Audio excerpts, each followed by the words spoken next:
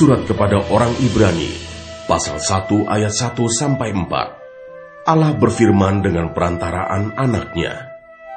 Setelah pada zaman dahulu, Allah berulang kali dan dalam berbagai cara berbicara kepada nenek moyang kita dengan perantaraan nabi-nabi.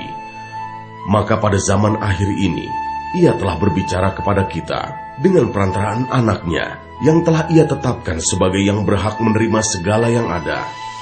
Oleh Dia, Allah telah menjadikan alam semesta. Ia adalah cahaya kemuliaan Allah dan gambar wujud Allah, dan menopang segala yang ada dengan firman-Nya yang penuh kekuasaan.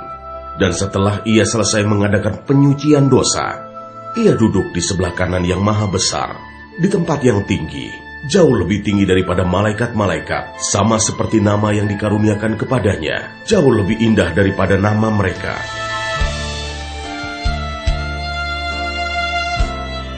Ayat 5-14. Anak Allah lebih tinggi daripada malaikat-malaikat. Karena kepada siapakah di antara malaikat-malaikat itu pernah Ia katakan, "Anakku engkau telah kuperanakan pada hari ini, dan aku akan menjadi bapaknya, dan ia akan menjadi anakku." Dan ketika Ia membawa pula anaknya yang sulung ke dunia, Ia berkata, "Semua malaikat Allah harus menyembah Dia." Dan tentang malaikat-malaikat Ia berkata, "Yang membuat malaikat-malaikatnya menjadi badai, dan pelayan-pelayannya menjadi nyala api." Tetapi tentang anak Ia berkata, "Tahtamu, ya Allah, tetap untuk seterusnya dan selamanya, dan tongkat kerajaanmu adalah tongkat kebenaran. Engkau mencintai keadilan dan membenci kefasikan. Sebab itu Allahmu telah mengurapi engkau dengan minyak sebagai tanda kesukaan, melebihi teman-teman sekutumu. Dan pada mulanya, ya Tuhan, Engkau telah meletakkan dasar bumi, dan langit adalah buatan tanganmu. Semuanya itu akan binasa, tetapi Engkau tetap ada, dan semuanya itu akan menjadi usang seperti pakaian. Seperti jubah akan Engkau gulungkan mereka, dan seperti persalinan mereka akan diubah. Tetapi Engkau tetap sama, dan tahun-tahunmu tidak berkesudahan. Dan kepada siapakah di antara malaikat itu pernah Ia berkata, 'Duduklah di sebelah kananku, sampai kubuat musuh-musuhmu menjadi tumpuan kakimu'? Bukankah mereka semua adalah roh-roh yang melayani, yang diutus untuk melayani mereka yang harus memperoleh keselamatan?"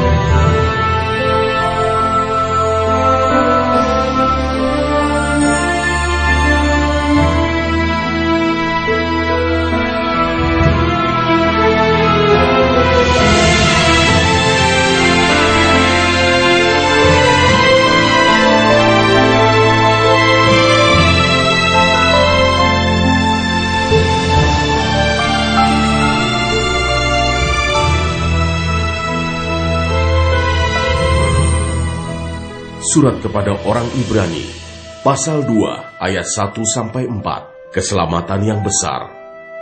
Karena itu harus lebih teliti kita memperhatikan apa yang telah kita dengar, supaya kita jangan hanyut di bawah arus.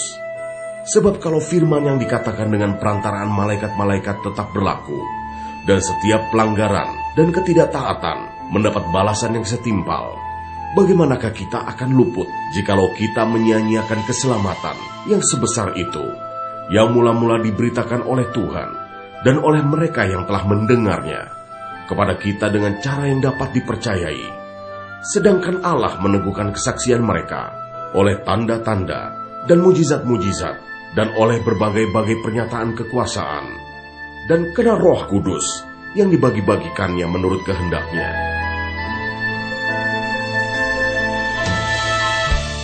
Ayat 5-18. Yesus seketika lebih rendah daripada malaikat-malaikat. Sebab bukan kepada malaikat-malaikat telah ia taklukkan dunia yang akan datang. Yang kita bicarakan ini, ada orang yang pernah memberi kesaksian di dalam suatu nas. Katanya, apakah manusia sehingga engkau mengingatnya? Atau anak manusia sehingga engkau mengindahkannya? Namun engkau telah membuatnya untuk waktu yang singkat, sedikit lebih rendah daripada malaikat-malaikat, dan telah memahkotainya dengan kemuliaan dan hormat. Segala sesuatu telah engkau taklukkan di bawah kakinya. Sebab dalam menaklukkan segala sesuatu kepadanya, tidak ada sesuatu pun yang ia kecualikan, yang tidak takluk kepadanya. Tetapi sekarang ini belum kita lihat bahwa segala sesuatu telah ditaklukkan kepadanya. Tetapi dia, yang untuk waktu yang singkat, dibuat sedikit lebih rendah daripada malaikat-malaikat, yaitu Yesus. Kita lihat, yang oleh karena penderitaan maut, dimahkotai dengan kemuliaan dan hormat, supaya oleh kasih karunia Allah, ia mengalami maut bagi semua manusia. Sebab memang sesuai dengan keadaan Allah, yang baginya dan olehnya segala sesuatu dijadikan, yaitu Allah yang membawa banyak orang kepada kemuliaan, juga menyempurnakan Yesus, yang memimpin mereka kepada keselamatan dengan penderitaan. Sebab ia yang menguduskan, dan mereka yang dikuduskan, mereka semua berasal dari satu. Itulah sebabnya ia tidak malu menyebut mereka saudara. Katanya, aku akan memberitakan namamu kepada saudara-saudaraku, dan memuji-muji engkau di tengah-tengah jemaat. Dan lagi, aku akan menaruh kepercayaan kepadanya. Dan lagi, sesungguhnya inilah aku dan anak-anak yang telah diberikan Allah kepadaku. Karena anak-anak itu adalah anak-anak dari darah dan daging, maka ia juga menjadi sama dengan mereka dan mendapat bagian dalam keadaan mereka, supaya oleh kematiannya ia memusnahkan dia, yaitu iblis yang berkuasa atas maut, dan supaya dengan jalan demikian ia membebaskan mereka yang seumur hidupnya berada dalam perhambaan oleh karena takutnya kepada maut. Sebab sesungguhnya bukan malaikat-malaikat yang ia kasihani, tetapi keturunan Abraham yang ia kasihani. Itulah sebabnya, maka dalam segala hal ia harus disamakan dengan saudara-saudaranya, supaya ia menjadi imam besar yang menaruh belas kasihan, dan yang setia kepada Allah, untuk mendamaikan dosa seluruh bangsa. Sebab oleh karena ia sendiri telah menderita karena pencobaan, maka ia dapat menolong mereka yang dicobai.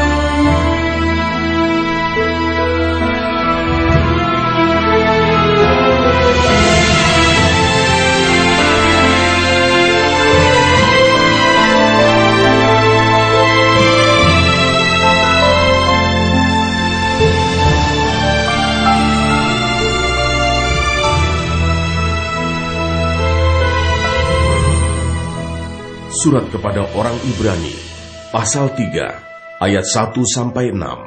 Yesus lebih tinggi dari Musa.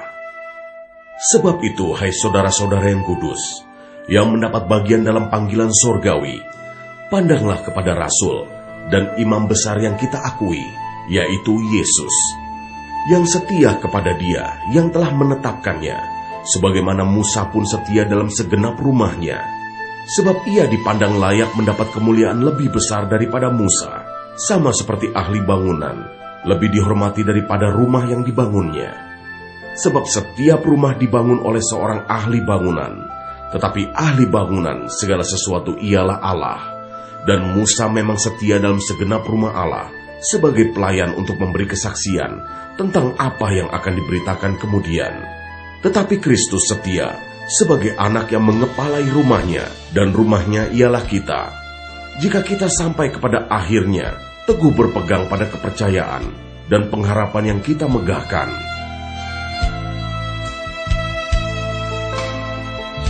Ayat 7-19 binasa karena murtad.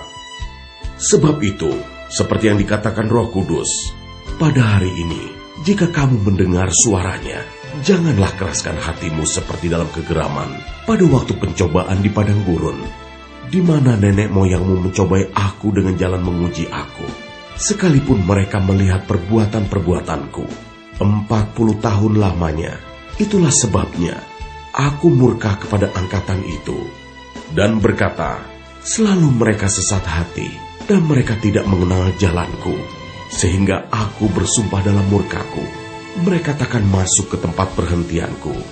Waspadalah, hai saudara-saudara, supaya di antara kamu jangan terdapat seorang yang hatinya jahat dan yang tidak percaya oleh karena ia murtad dari Allah yang hidup. Tetapi nasihatilah seorang akan yang lain setiap hari, selama masih dapat dikatakan hari ini, supaya jangan ada di antara kamu yang menjadi tegar hatinya karena tipu daya dosa. Karena kita telah beroleh bagian di dalam Kristus, asal saja kita teguh berpegang sampai kepada akhirnya, pada keyakinan iman kita yang semula. Tetapi apabila pernah dikatakan, pada hari ini, jika kamu mendengar suaranya, janganlah keraskan hatimu seperti dalam kegeraman. Siapakah mereka yang membangkitkan amarah Allah, sekalipun mereka mendengar suaranya? Bukankah mereka semua yang keluar dari Mesir di bawah pimpinan Musa? Dan siapakah yang ia murkai 40 tahun lamanya? Bukankah mereka yang berbuat dosa dan yang mayatnya berkelimpangan di padang gurun? Dan siapakah yang telah ia sumpahi bahwa mereka takkan masuk ke tempat perhentiannya? Bukankah mereka yang tidak taat? Demikianlah kita lihat bahwa mereka tidak dapat masuk oleh karena ketidakpercayaan mereka.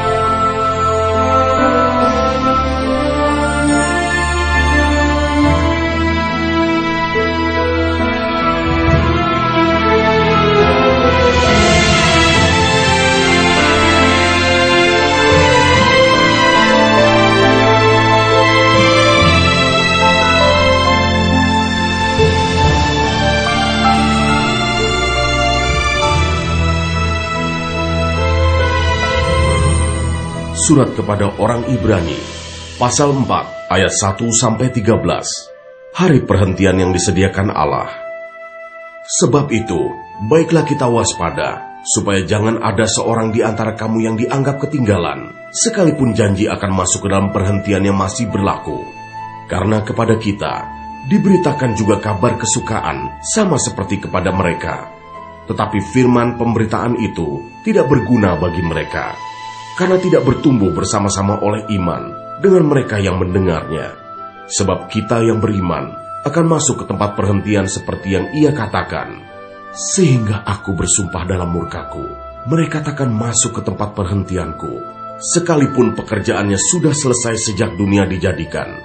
Sebab tentang hari ketujuh, pernah dikatakan dalam suatu nas, dan Allah berhenti pada hari ketujuh dari segala pekerjaannya. Dan dalam nas itu kita baca, mereka takkan masuk ke tempat perhentianku. Jadi sudah jelas bahwa ada sejumlah orang akan masuk ke tempat perhentian itu, sedangkan mereka yang kepadanya lebih dahulu diberitakan kabar kesukaan itu tidak masuk karena ketidaktaatan mereka. Sebab itu ia menetapkan pula suatu hari, yaitu hari ini, ketika ia setelah sekian lama berfirman dengan perantaraan Daud, seperti dikatakan di atas, pada hari ini, jika kamu mendengar suaranya, janganlah keraskan hatimu.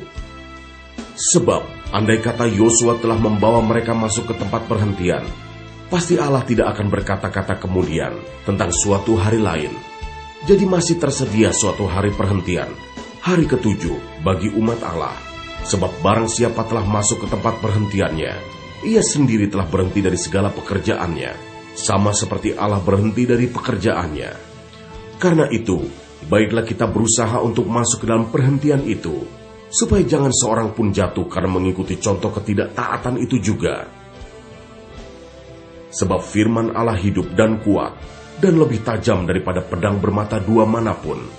Ia menusuk amat dalam sampai memisahkan jiwa dan roh, sendi-sendi dan sumsum.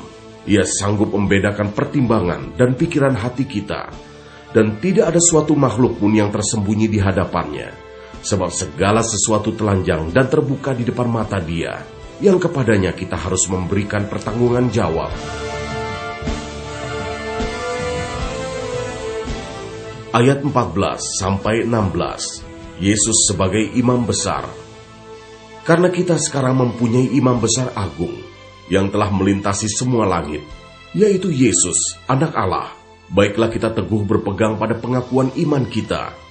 Sebab imam besar yang kita punya, bukanlah imam besar yang tidak dapat turut merasakan kelemahan-kelemahan kita. Sebaliknya sama dengan kita, ia telah dicobai, hanya tidak berbuat dosa. Sebab itu, marilah kita dengan penuh keberanian menghampiri takhta kasih karunia, supaya kita menerima rahmat dan menemukan kasih karunia untuk mendapat pertolongan kita pada waktunya.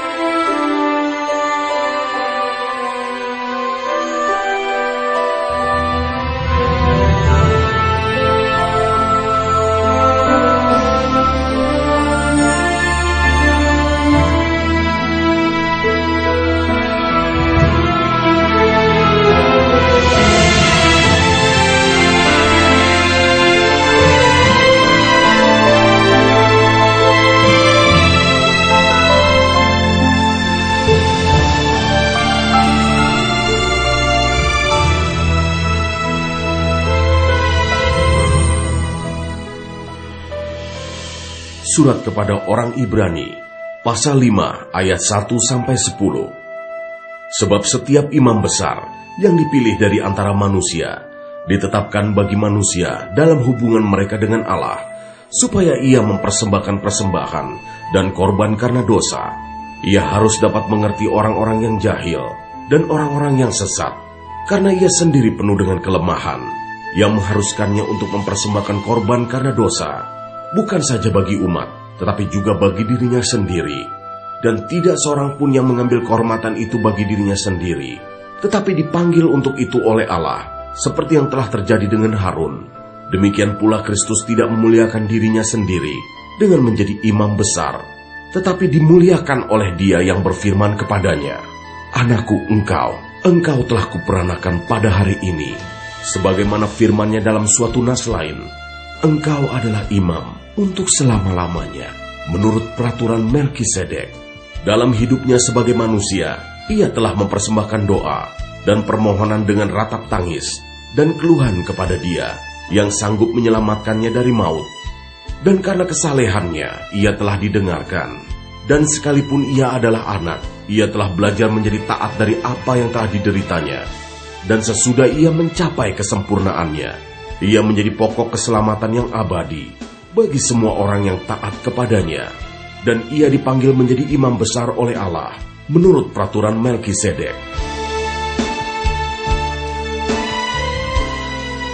Ayat 11-14, peringatan supaya jangan murtad. Tentang hal itu, banyak yang harus kami katakan, tetapi yang sukar untuk dijelaskan, karena kamu telah lamban dalam hal mendengarkan. Sebab sekalipun kamu ditinjau dari sudut waktu, sudah seharusnya menjadi pengajar. Kamu masih perlu lagi diajarkan asas-asas pokok dari pernyataan Allah, dan kamu masih memerlukan susu, bukan makanan keras. Sebab barang siapa masih memerlukan susu, ia tidak memahami ajaran tentang kebenaran, sebab ia adalah anak kecil. Tetapi makanan keras adalah untuk orang-orang dewasa, yang karena mempunyai panca indera yang terlatih untuk membedakan yang baik daripada yang jahat.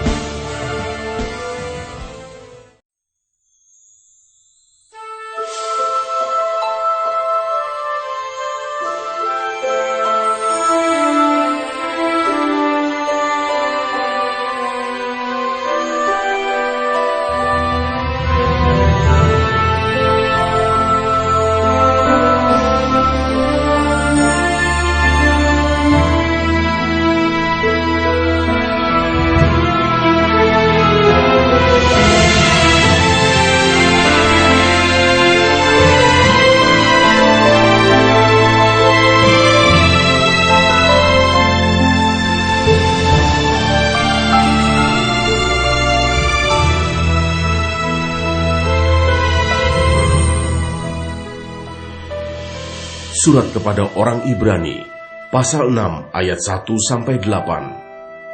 Sebab itu marilah kita tinggalkan asas-asas pertama dari ajaran tentang Kristus dan beralih kepada perkembangannya yang penuh.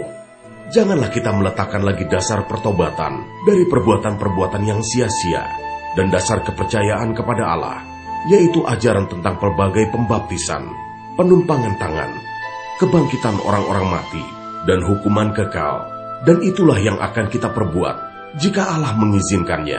Sebab mereka yang pernah diterangi hatinya, yang pernah mengecap karunia sorgawi, dan yang pernah mendapat bagian dalam Roh Kudus, dan yang mengecap firman yang baik dari Allah, dan karunia-karunia dunia yang akan datang, namun yang murtad lagi, tidak mungkin dibaharui sekali lagi sedemikian, hingga mereka bertobat, sebab mereka menyalibkan lagi anak Allah bagi diri mereka, dan menghinanya di muka umum. Sebab tanah yang menghisap air hujan yang sering turun ke atasnya, dan yang menghasilkan tumbuh-tumbuhan yang berguna bagi mereka yang mengerjakannya, menerima berkat dari Allah. Tetapi jikalau tanah itu menghasilkan semak duri dan rumput duri, tidaklah ia berguna dan sudah dekat pada kutuk yang berakhir dengan pembakaran.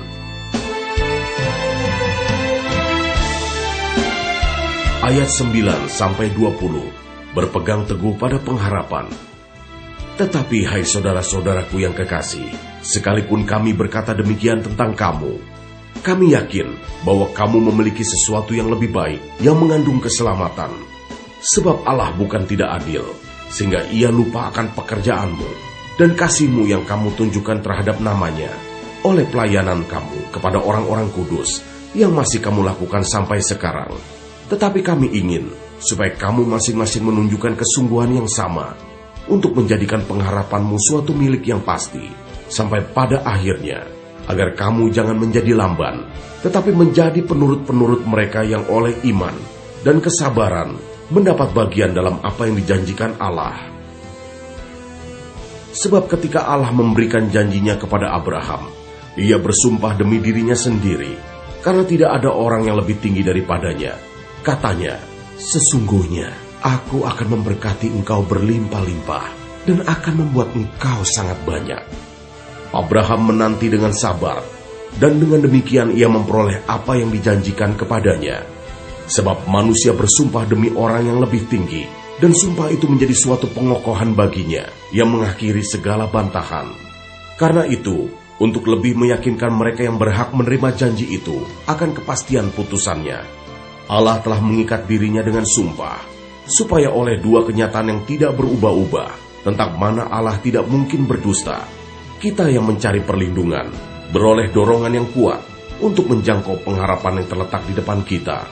Pengharapan itu adalah sauh yang kuat dan aman bagi jiwa kita yang telah dilabuhkan sampai ke belakang tabir, di mana Yesus telah masuk sebagai perintis bagi kita ketika ia, menurut peraturan Melkisedek, menjadi imam besar sampai selama-lamanya.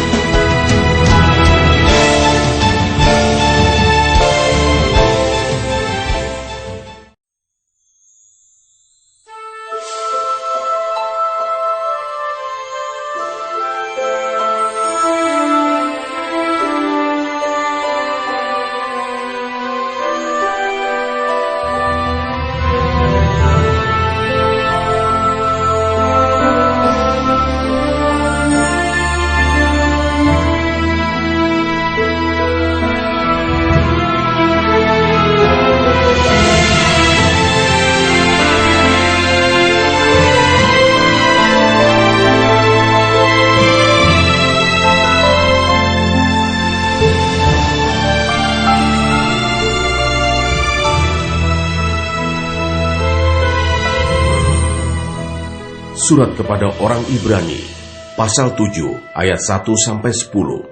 Kristus dan Melkisedek.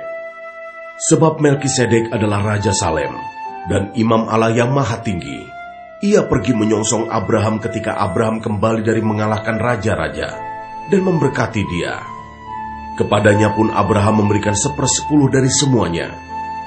Menurut arti namanya, Melkisedek adalah pertama-tama Raja Kebenaran dan juga Raja Salem, yaitu Raja Damai Sejahtera. Ia tidak berbapa, tidak beribu, tidak bersilsilah, harinya tidak berawal, dan hidupnya tidak berkesudahan.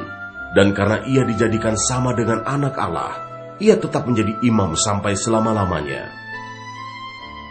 Camkanlah betapa besarnya orang itu, yang kepadanya Abraham, bapa leluhur kita, memberikan 1/10 dari segala rampasan yang paling baik.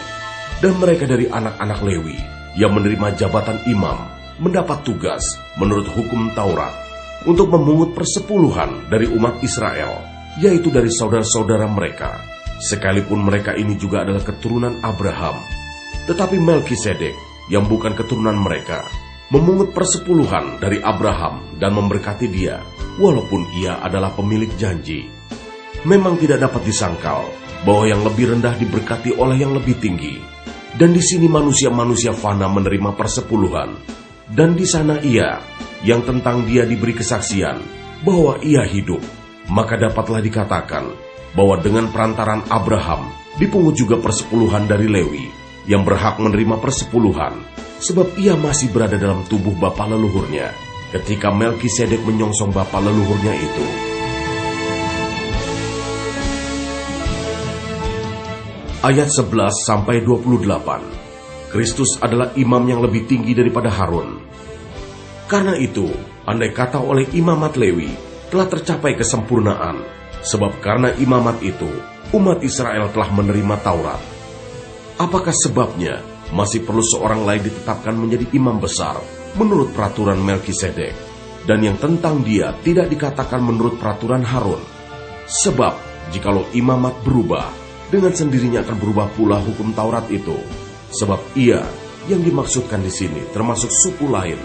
Dari suku ini tidak ada seorang pun yang pernah melayani di mezbah, sebab telah diketahui semua orang bahwa Tuhan kita berasal dari suku Yehuda. Dan mengenai suku itu, Musa tidak pernah mengatakan suatu apapun tentang imam-imam.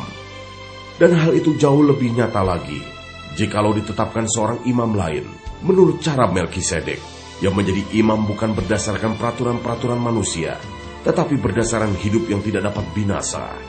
Sebab tentang dia diberi kesaksian, engkau adalah imam untuk selama-lamanya, menurut peraturan Melkisedek. Memang suatu hukum yang dikeluarkan dahulu dibatalkan, kalau hukum itu tidak mempunyai kekuatan, dan karena itu tidak berguna.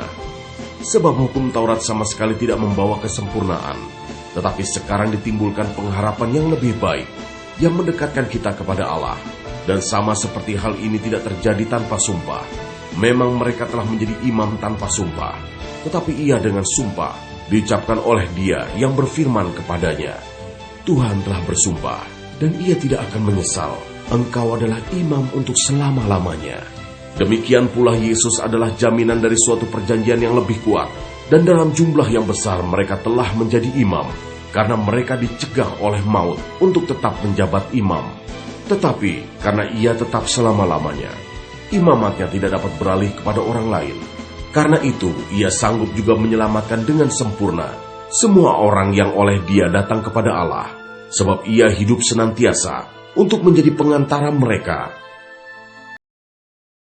Imam besar yang demikianlah yang kita perlukan, yaitu yang saleh, tanpa salah, tanpa noda, yang terpisah dari orang-orang berdosa, dan lebih tinggi daripada tingkat-tingkat sorga, yang tidak seperti imam-imam besar lain, yang setiap hari harus mempersembahkan korban untuk dosanya sendiri, dan sesudah itu barulah untuk dosa umatnya, sebab hal itu telah dilakukannya satu kali untuk selama-lamanya, ketika ia mempersembahkan dirinya sendiri sebagai korban. Sebab hukum Taurat menetapkan orang-orang yang diliputi kelemahan menjadi imam besar, tetapi sumpah yang diucapkan kemudian daripada hukum Taurat menetapkan anak yang telah menjadi sempurna sampai selama-lamanya.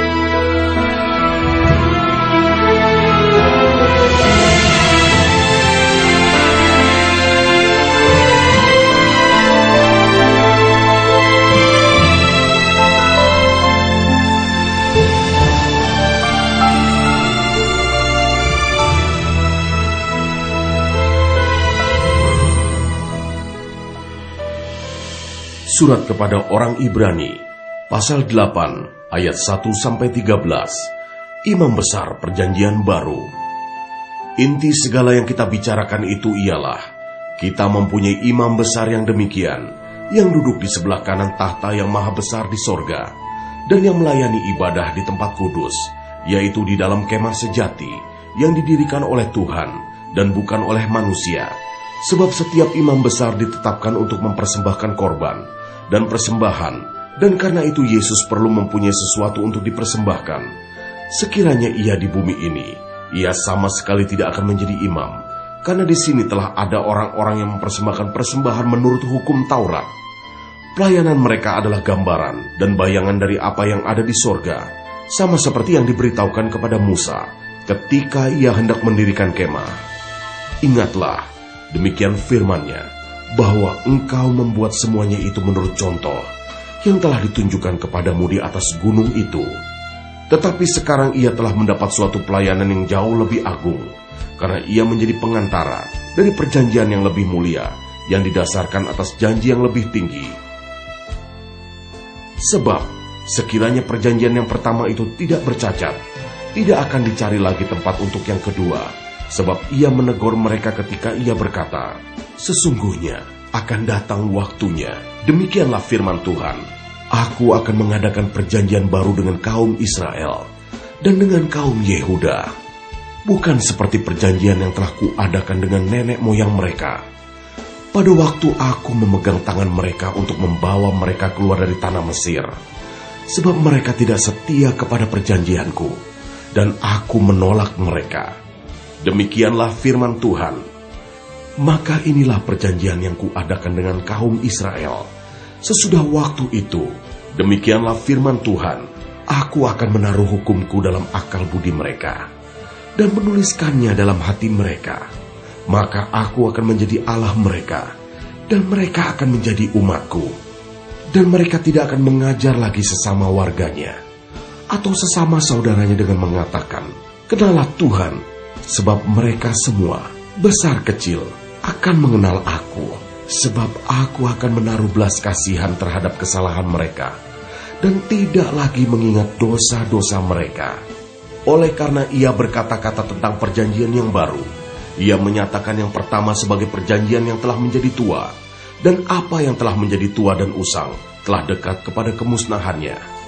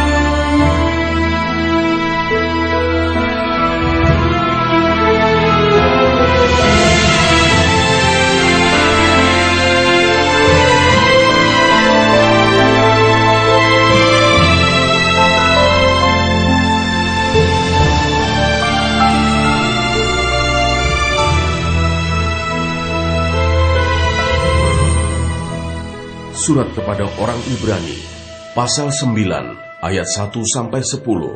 Tempat kudus di bumi dan di sorga. Memang perjanjian yang pertama juga mempunyai peraturan-peraturan untuk ibadah dan untuk tempat kudus buatan tangan manusia.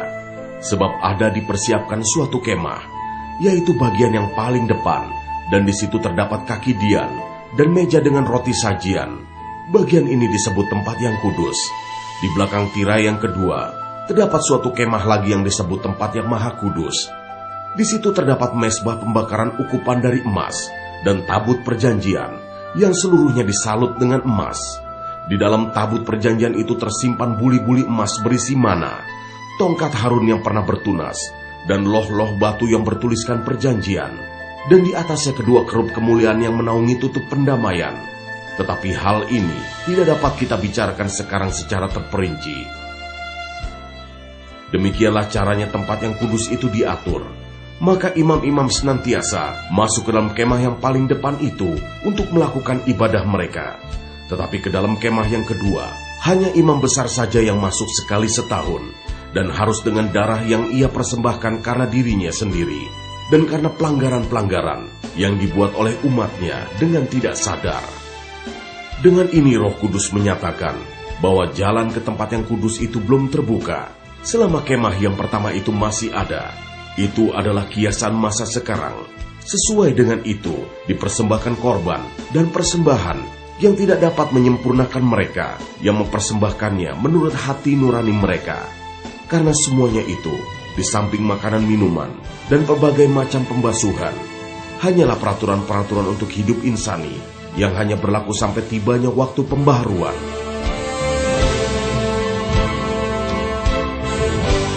Ayat 11-28, Kristus adalah pengantara dari perjanjian yang baru.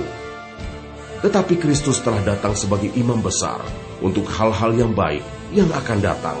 Ia telah melintasi kemah yang lebih besar dan yang lebih sempurna, yang bukan dibuat oleh tangan manusia, artinya yang tidak termasuk ciptaan ini. Dan ia telah masuk satu kali untuk selama-lamanya ke dalam tempat yang kudus, bukan dengan membawa darah domba jantan dan darah anak lembu, tetapi dengan membawa darahnya sendiri. Dan dengan itu ia telah mendapat kelepasan yang kekal. Sebab jika darah domba jantan dan darah lembu jantan dan percikan abu lembu muda menguduskan mereka yang najis, sehingga mereka disucikan secara lahiriah, betapa lebihnya darah Kristus yang oleh Roh yang kekal telah mempersembahkan dirinya sendiri kepada Allah sebagai persembahan yang tak bercacat, akan menyucikan hati nurani kita dari perbuatan-perbuatan yang sia-sia, supaya kita dapat beribadah kepada Allah yang hidup. Karena itu, ia adalah pengantara dari suatu perjanjian yang baru, supaya mereka yang telah terpanggil dapat menerima bagian kekal yang dijanjikan. Sebab ia telah mati untuk menebus pelanggaran-pelanggaran yang telah dilakukan selama perjanjian yang pertama. Sebab di mana ada wasiat, di situ harus diberitahukan tentang kematian pembuat wasiat itu. Karena suatu wasiat barulah sah kalau pembuat wasiat itu telah mati, sebab ia tidak berlaku selama pembuat wasiat itu masih hidup. Itulah sebabnya, maka perjanjian yang pertama tidak disahkan tanpa darah. Sebab sesudah Musa memberitahukan semua perintah hukum Taurat kepada seluruh umat, ia mengambil darah anak lembu dan darah domba jantan, serta air dan bulu merah dan hisop, lalu memerciki kitab itu sendiri dan seluruh umat, sambil berkata, "Inilah darah perjanjian yang ditetapkan Allah bagi kamu." Dan juga kemah dan semua alat untuk ibadah dipercikinya secara demikian dengan darah. Dan hampir segala sesuatu disucikan menurut hukum Taurat dengan darah. Dan tanpa penumpahan darah tidak ada pengampunan. Jadi segala sesuatu yang melambangkan apa yang ada di sorga haruslah ditahirkan secara demikian. Tetapi benda-benda sorgawi sendiri oleh persembahan-persembahan yang lebih baik daripada itu. Sebab Kristus bukan masuk ke dalam tempat kudus buatan tangan manusia, yang hanya merupakan gambaran saja dari yang sebenarnya, tetapi ke dalam sorga sendiri, untuk menghadap hadirat Allah, guna kepentingan kita. Dan ia bukan masuk untuk berulang-ulang mempersembahkan dirinya sendiri, sebagaimana imam besar setiap tahun masuk ke dalam tempat kudus, dengan darah yang bukan darahnya sendiri. Sebab jika demikian, ia harus berulang-ulang menderita sejak dunia ini dijadikan. Tetapi sekarang ia hanya satu kali saja menyatakan dirinya pada zaman akhir untuk menghapuskan dosa oleh korbannya. Dan sama seperti manusia, ditetapkan untuk mati hanya satu kali saja, dan sesudah itu dihakimi. Demikian pula Kristus hanya satu kali saja mengorbankan dirinya untuk menanggung dosa banyak orang. Sesudah itu ia akan menyatakan dirinya sekali lagi tanpa menanggung dosa, untuk menganugerahkan keselamatan kepada mereka yang menantikan Dia.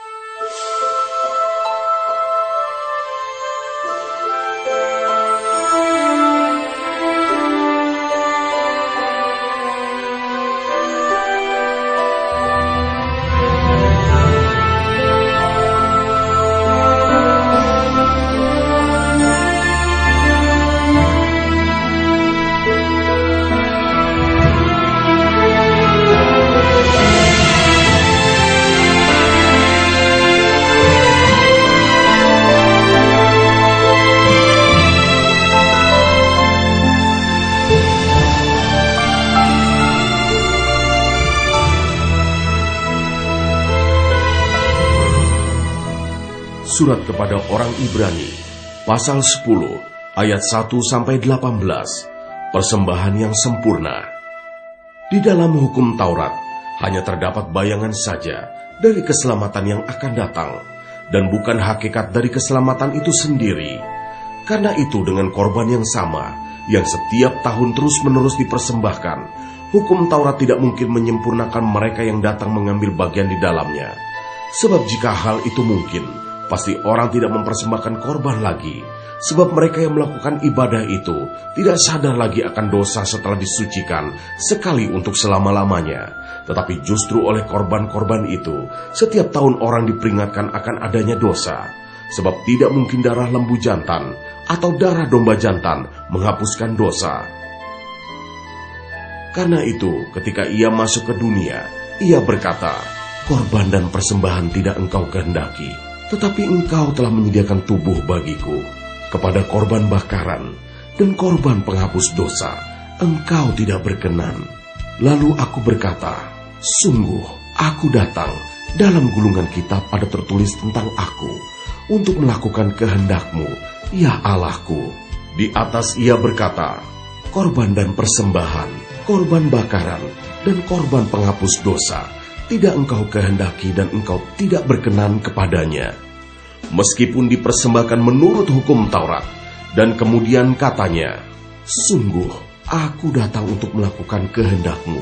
Yang pertama ia hapuskan, supaya menegakkan yang kedua, dan karena kehendaknya inilah, kita telah dikuduskan satu kali untuk selama-lamanya, oleh persembahan tubuh Yesus Kristus.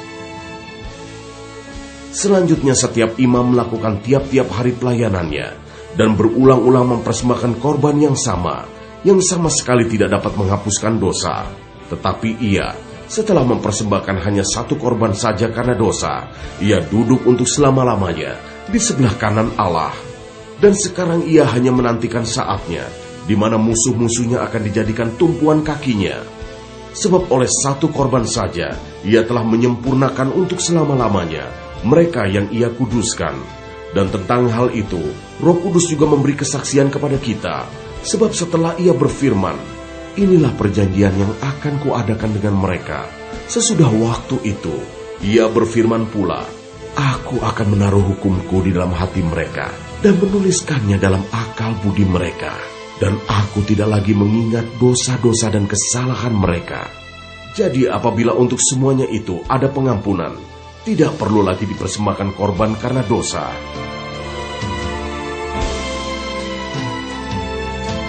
Ayat 19-39, ketekunan.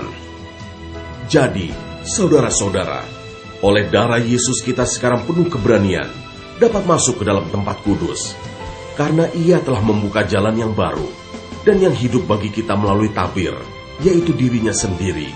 Dan kita mempunyai seorang imam besar sebagai kepala rumah Allah. Karena itu marilah kita menghadap Allah dengan hati yang tulus ikhlas dan keyakinan iman yang teguh. Oleh karena hati kita telah dibersihkan dari hati nurani yang jahat, dan tubuh kita telah dibasuh dengan air yang murni. Marilah kita teguh berpegang pada pengakuan tentang pengharapan kita, sebab ia yang menjanjikannya setia. Dan marilah kita saling memperhatikan supaya kita saling mendorong dalam kasih dan dalam pekerjaan baik. Janganlah kita menjauhkan diri dari pertemuan-pertemuan ibadah kita, seperti dibiasakan oleh beberapa orang. Tetapi marilah kita saling menasehati, dan semakin giat melakukannya menjelang hari Tuhan yang mendekat. Sebab jika kita sengaja berbuat dosa, sesudah memperoleh pengetahuan tentang kebenaran, maka tidak ada lagi korban untuk penghapus dosa itu. Tetapi yang ada ialah kematian yang mengerikan akan penghakiman, dan api yang dahsyat yang akan menghanguskan semua orang durhaka. Jika ada orang yang menolak hukum Musa, ia dihukum mati tanpa belas kasihan atas keterangan 2 atau 3 orang saksi. Betapa lebih beratnya hukuman yang harus dijatuhkan atas dia yang menginjak-injak anak Allah, yang menganggap najis darah perjanjian yang menguduskannya, dan yang menghina roh kasih karunia. Sebab kita mengenal dia yang berkata, "Pembalasan adalah hakku, akulah yang akan menuntut pembalasan." Dan lagi, Tuhan akan menghakimi umatnya. Ngeri benar kalau jatuh ke dalam tangan Allah yang hidup. Ingatlah akan masa yang lalu, sesudah kamu menerima terang. Kamu banyak menderita oleh karena kamu bertahan dalam perjuangan yang berat. Baik waktu kamu dijadikan tontonan oleh cercaan dan penderitaan, maupun waktu kamu mengambil bagian dalam penderitaan mereka yang diperlakukan sedemikian. Memang kamu telah turut mengambil bagian dalam penderitaan orang-orang hukuman, dan ketika harta kamu dirampas, kamu menerima hal itu dengan sukacita, sebab kamu tahu bahwa kamu memiliki harta yang lebih baik dan yang lebih menetap sifatnya. Sebab itu, janganlah kamu melepaskan kepercayaanmu, karena besar upah yang menantinya. Sebab kamu memerlukan ketekunan, supaya sesudah kamu melakukan kehendak Allah, kamu memperoleh apa yang dijanjikan itu. Sebab sedikit, bahkan sangat sedikit waktu lagi, dan Ia yang akan datang sudah akan ada, tanpa menangguhkan kedatangannya. Tetapi orangku yang benar akan hidup oleh iman, dan apabila ia mengundurkan diri, maka aku tidak berkenan kepadanya. Tetapi kita bukanlah orang-orang yang mengundurkan diri dan binasa, tetapi orang-orang yang percaya dan yang beroleh hidup.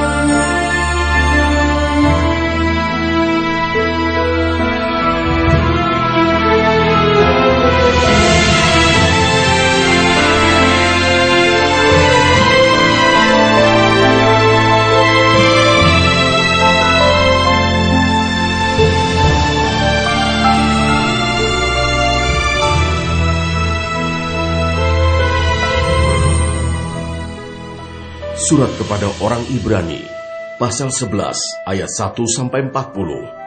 Saksi-saksi iman. Iman adalah dasar dari segala sesuatu yang kita harapkan dan bukti dari segala sesuatu yang tidak kita lihat. Sebab oleh imanlah telah diberikan kesaksian kepada nenek moyang kita.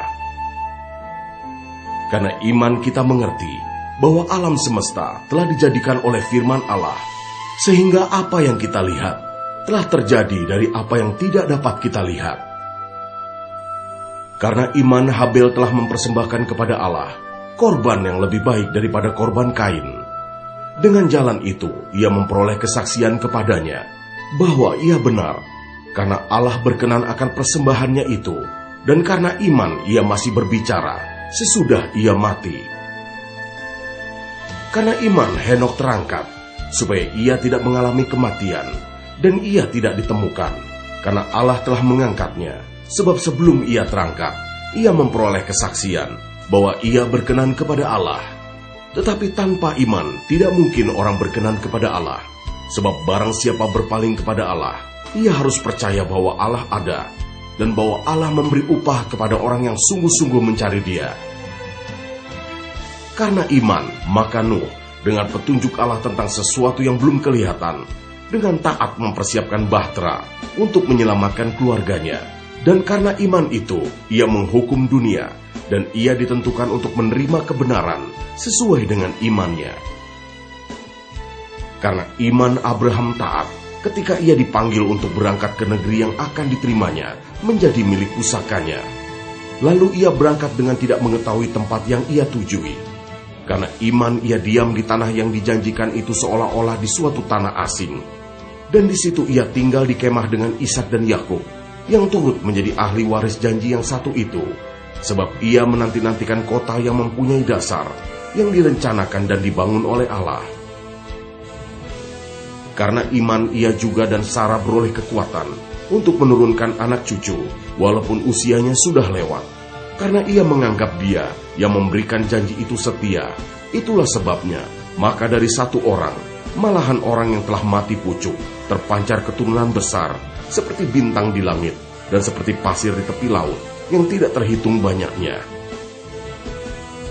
Dalam iman, mereka semua ini telah mati sebagai orang-orang yang tidak memperoleh apa yang dijanjikan itu, tetapi yang hanya dari jauh melihatnya, dan melambai-lambai kepadanya, dan yang mengakui bahwa mereka adalah orang asing, dan pendatang di bumi ini. Sebab mereka yang berkata demikian menyatakan bahwa mereka dengan rindu mencari suatu tanah air. Dan kalau sekiranya dalam hal itu mereka ingat akan tanah asal yang telah mereka tinggalkan, maka mereka cukup mempunyai kesempatan untuk pulang ke situ. Tetapi sekarang mereka merindukan tanah air yang lebih baik, yaitu satu tanah air sorgawi. Sebab itu Allah tidak malu disebut Allah mereka, karena Ia telah mempersiapkan sebuah kota bagi mereka. Karena iman, maka Abraham tatkala ia dicobai mempersembahkan Ishak. Ia yang telah menerima janji itu rela mempersembahkan anaknya yang tunggal, walaupun kepadanya telah dikatakan, keturunan yang berasal dari Ishaklah yang akan disebut keturunanmu. Karena ia berpikir bahwa Allah berkuasa membangkitkan orang-orang sekalipun dari antara orang mati, dan dari sana ia seakan-akan telah menerimanya kembali. Karena iman, maka Ishak sambil memandang jauh ke depan, memberikan berkatnya kepada Yakub dan Esau. Karena iman, maka Yakub ketika hampir waktunya akan mati, memberkati kedua anak Yusuf, lalu menyembah sambil bersandar pada kepala tongkatnya. Karena iman, maka Yusuf menjelang matinya, memberitakan tentang keluarnya orang-orang Israel, dan memberi pesan tentang tulang belulangnya. Karena iman, maka Musa, setelah ia lahir, disembunyikan selama 3 bulan oleh orang tuanya.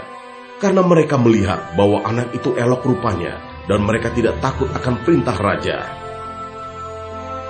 Karena iman, maka Musa, setelah dewasa, menolak disebut anak putri Firaun, karena ia lebih suka menderita sengsara dengan umat Allah, daripada untuk sementara menikmati kesenangan dari dosa. Ia menganggap penghinaan karena Kristus sebagai kekayaan yang lebih besar daripada semua harta Mesir, sebab pandangannya ia arahkan kepada upah. Karena iman, maka ia telah meninggalkan Mesir dengan tidak takut akan murka raja. Ia bertahan sama seperti ia melihat apa yang tidak kelihatan. Karena iman, maka ia mengadakan Paskah dan pemercikan darah, supaya pembinasa anak-anak sulung jangan menyentuh mereka. Karena iman, maka mereka telah melintasi Laut Merah, sama seperti melintasi tanah kering, sedangkan orang-orang Mesir tenggelam ketika mereka mencobanya juga. Karena iman, maka runtuhlah tembok-tembok Yeriko, setelah kota itu dikelilingi 7 hari lamanya. Karena iman, maka Rahab, perempuan sundal itu, tidak turut binasa bersama-sama dengan orang-orang durhaka, karena ia telah menyambut pengintai-pengintai itu dengan baik. Dan apakah lagi yang harus aku sebut? Sebab aku akan kekurangan waktu. Apabila aku hendak menceritakan tentang Gideon, Barak, Simson, Yefta, Daud dan Samuel, dan para nabi, yang karena iman telah menaklukkan kerajaan-kerajaan, mengamalkan kebenaran, memperoleh apa yang dijanjikan, menutup mulut singa-singa, memadamkan api yang dahsyat. Mereka telah luput dari mata pedang, telah beroleh kekuatan dalam kelemahan, telah menjadi kuat dalam peperangan, dan telah memukul mundur pasukan-pasukan tentara asing. Ibu-ibu telah menerima kembali orang-orang yang telah mati, sebab dibangkitkan. Tetapi orang-orang lain membiarkan dirinya disiksa, dan tidak mau menerima pembebasan, supaya mereka beroleh kebangkitan yang lebih baik. Ada pula yang diejek dan didera, bahkan yang dibelenggu dan dipenjarakan. Mereka dilempari, digergaji, dibunuh dengan pedang. Mereka mengembara dengan berpakaian kulit domba dan kulit kambing sambil menderita kekurangan, kesesakan dan siksaan. Dunia ini tidak layak bagi mereka. Mereka mengembara di padang gurun dan di pegunungan, dalam gua-gua dan celah-celah gunung. Dan mereka semua tidak memperoleh apa yang dijanjikan itu, sekalipun iman mereka telah memberikan kepada mereka suatu kesaksian yang baik. Sebab Allah telah menyediakan sesuatu yang lebih baik bagi kita. Tanpa kita, mereka tidak dapat sampai kepada kesempurnaan.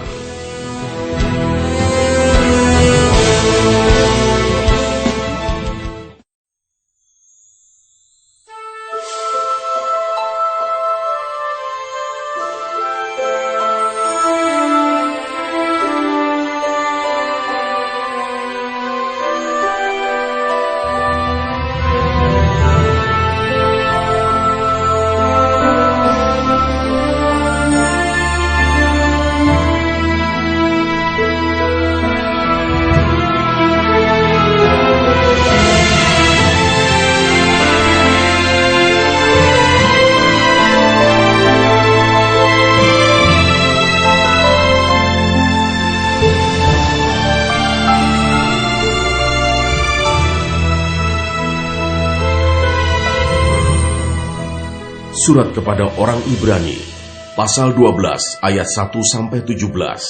Nasihat supaya bertekun dalam iman. Karena kita mempunyai banyak saksi, bagaikan awan yang mengelilingi kita, marilah kita menanggalkan semua beban dan dosa yang begitu merintangi kita, dan berlomba dengan tekun dalam perlombaan yang diwajibkan bagi kita. Marilah kita melakukannya dengan mata yang tertuju kepada Yesus, yang memimpin kita dalam iman, dan yang membawa iman kita itu kepada kesempurnaan, yang dengan mengabaikan kehinaan, tekun memikul salib, ganti sukacita yang disediakan bagi Dia, yang sekarang duduk di sebelah kanan tahta Allah. Ingatlah selalu akan Dia, yang tekun menanggung bantahan yang sehebat itu terhadap dirinya, dari pihak orang-orang berdosa, supaya jangan kamu menjadi lemah dan putus asa. Dalam pergumulan kamu melawan dosa, kamu belum sampai mencucurkan darah, dan sudah lupakah kamu akan nasihat yang berbicara kepada kamu, seperti kepada anak-anak? Hai anakku, janganlah anggap enteng didikan Tuhan, dan janganlah putus asa apabila engkau diperingatkannya, karena Tuhan menghajar orang yang dikasihinya, dan Ia menyesah orang yang diakuinya sebagai anak. Jika kamu harus menanggung ganjaran, Allah memperlakukan kamu seperti anak. Di manakah terdapat anak yang tidak dihajar oleh ayahnya? Tetapi, jikalau kamu bebas dari ganjaran yang harus diderita setiap orang, maka kamu bukanlah anak, tetapi anak-anak gampang. Selanjutnya, dari ayah kita yang sebenarnya kita beroleh ganjaran, dan mereka kita hormati. Kalau demikian, bukankah kita harus lebih taat kepada Bapa segala roh, supaya kita boleh hidup? Sebab mereka mendidik kita dalam waktu yang pendek, sesuai dengan apa yang mereka anggap baik. Tetapi Dia menghajar kita untuk kebaikan kita, supaya kita beroleh bagian dalam kekudusannya. Memang tiap-tiap ganjaran pada waktu ia diberikan tidak mendatangkan sukacita, tetapi duka cita. Tetapi kemudian ia menghasilkan buah kebenaran, yang memberikan damai kepada mereka yang dilatih olehnya. Sebab itu, kuatkanlah tangan yang lemah, dan lutut yang goyah, dan luruskanlah jalan bagi kakimu, sehingga yang pincang jangan terplecok, tetapi menjadi sembuh. Berusahalah hidup damai dengan semua orang, dan kejarlah kekudusan, sebab tanpa kekudusan, tidak seorang pun akan melihat Tuhan. Jagalah supaya jangan ada seorang pun menjauhkan diri dari kasih karunia Allah, agar jangan tumbuh akar yang pahit, yang menimbulkan kerusuhan, dan yang mencemarkan banyak orang. Janganlah ada orang yang menjadi cabul, atau yang mempunyai nafsu yang rendah seperti Esau, yang menjual hak kesulungannya untuk sepiring makanan. Sebab kamu tahu bahwa kemudian ketika ia hendak menerima berkat itu, ia ditolak, sebab ia tidak beroleh kesempatan untuk memperbaiki kesalahannya, sekalipun ia mencarinya dengan mencucurkan air mata.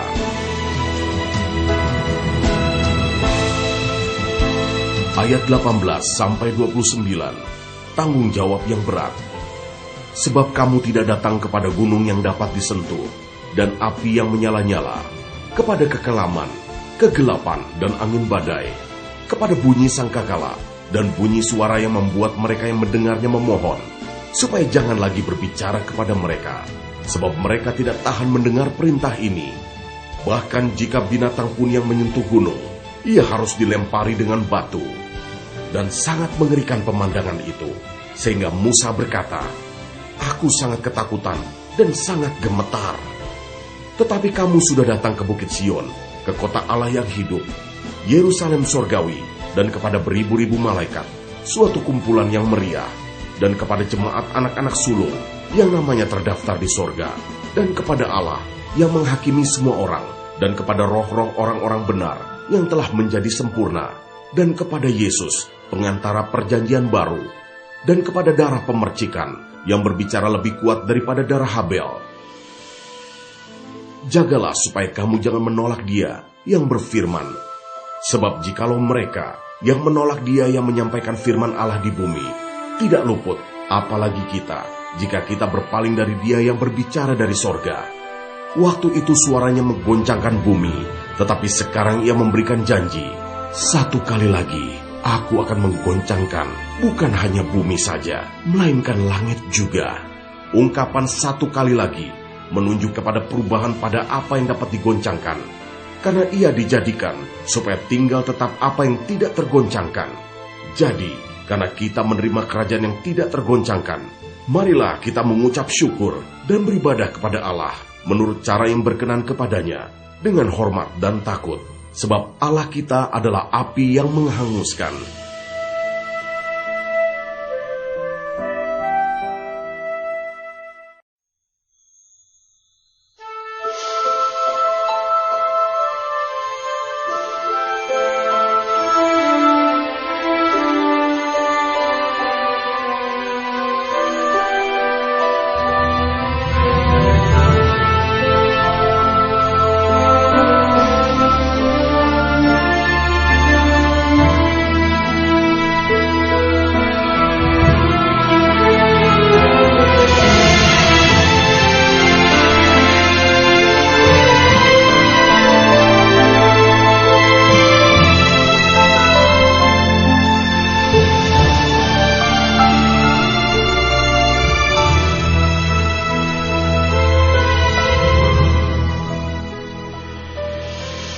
Surat kepada orang Ibrani, pasal 13 ayat 1-25, nasihat dan doa selamat.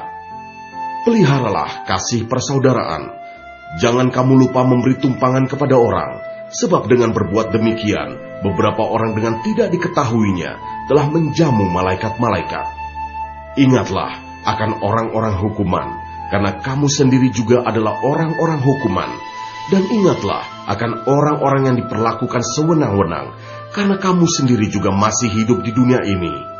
Hendaklah kamu semua penuh hormat terhadap perkawinan, dan janganlah kamu mencemarkan tempat tidur, sebab orang-orang sundal dan pezinah akan dihakimi Allah. Janganlah kamu menjadi hamba uang, dan cukupkanlah dirimu dengan apa yang ada padamu, karena Allah telah berfirman, Aku sekali-kali tidak akan membiarkan engkau, dan aku sekali-kali tidak akan meninggalkan engkau. Sebab itu dengan yakin kita dapat berkata, Tuhan adalah penolongku, aku tidak akan takut.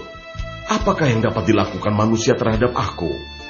Ingatlah akan pemimpin-pemimpin kamu yang telah menyampaikan firman Allah kepadamu. Perhatikanlah akhir hidup mereka, dan contohlah iman mereka.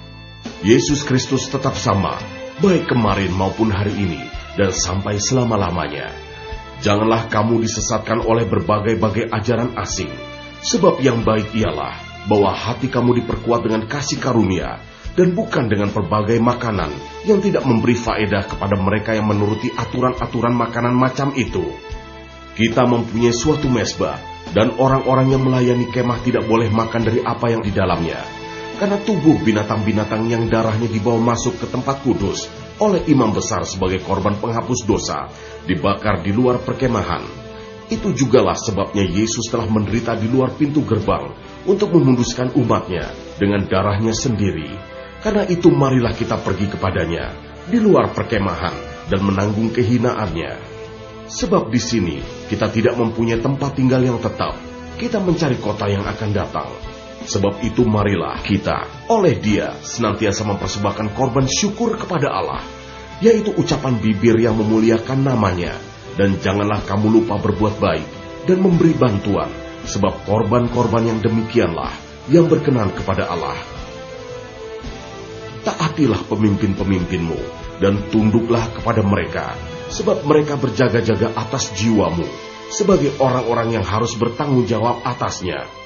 Dengan jalan itu, mereka akan melakukannya dengan gembira, bukan dengan keluh kesah, sebab hal itu tidak akan membawa keuntungan bagimu. Berdoalah terus untuk kami, sebab kami yakin bahwa hati nurani kami adalah baik, karena di dalam segala hal kami menginginkan suatu hidup yang baik. Dan secara khusus aku menasihatkan kamu, agar kamu melakukannya, supaya aku lebih lekas dikembalikan kepada kamu.